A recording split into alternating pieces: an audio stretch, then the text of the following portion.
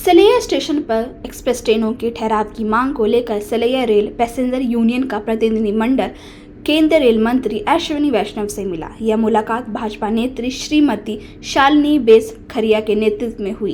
प्रतिनिधिमंडल ने गोड्डा नई दिल्ली एक्सप्रेस और हटिया आसनसोल इंटरसिटी एक्सप्रेस का ठहराव सलैया स्टेशन पर देने की मांग रखी। इसके साथ ही गिरिडीह से कोलकाता के लिए नई ट्रेन सेवा शुरू करने और उसका ठहराव भी सलैया में देने का आग्रह किया।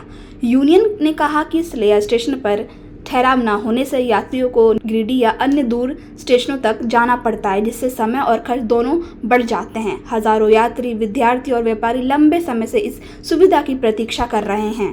रेल मंत्री अश्विनी वैष्णव ने इस मांग को गंभीरता से सुनते हुए सकारात्मक विचार का आश्वासन दिया है। यूनियन का कहना है कि सलैया में ठहराव से क्षेत्र के विकास को गति मिलेगी और यात्रियों को सीधा लाभ मिलेगा। इसका प्रतिनिधिमंडल में गौतम सोनी, निशु सिंह, आयुष कुमार गंधावे, रवि डालमिया, विजेंद्र पांडे समेत कई अन्य सदस्य शामिल थे।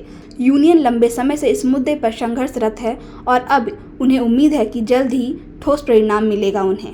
इसी क्रम में मैंने इन लोगों का जब से बहुत पहले 2021 में मुझे याद है कि माननीय रेल मंत्री जी से मिलना हुआ था मेरा।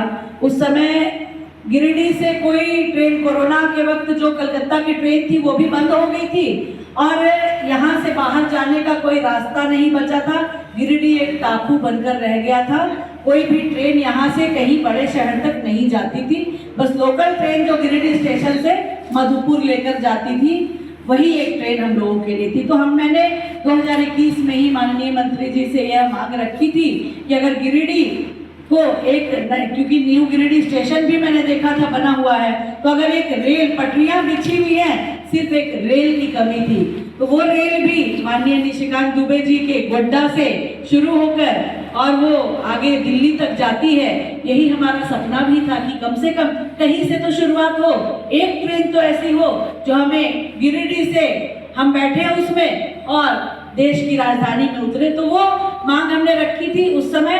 और एक कतरास में गौशाला पुल बहुत दिनों से लंबित था, उनका भी कार्य, और वहाँ पे जो रोज का जाम लगता था वो भी 3-4 वर्षों से लोग संघर्षरत थे उस पुल के लिए कि वो चालू हो जाए। अंडरपास रेलवे की वजह से कोई कार्य लंबित था, तो उसका भी मैंने लिख कर दिया था। और मुझे बहुत खुशी हुई थी जब, क्योंकि देखिए कोई भी मुद्दा होता है तो बहुत सारे लोग, मुझसे बहुत बड़े बड़े नेता मंत्री लोग हैं, वो सब भी अपनी बात रखते हैं और करवाते हैं। तो मुझे ये खुशी है कि मैं पहली थी उस समय जो दिल्ली के लिए मैंने रेल मांगा, और वो उस समय ही कहा गया था कि 1-2 वर्ष लगेंगे लेकिन एक रेल मिलेगी, और वो रेल मिल भी गई और आज पुरानी भी हो गई चलते चलते। और कतरास वाला भी वो पुल का काम जैसे ही उन्हें पता चला था, उनके संज्ञान में गया था, 3 महीने के अंदर वो खत्म हो गया था। लाइव लगातार के वीडियो को लाइक करें, सब्सक्राइब करें और बेल आइकन को दबाना न भूलें।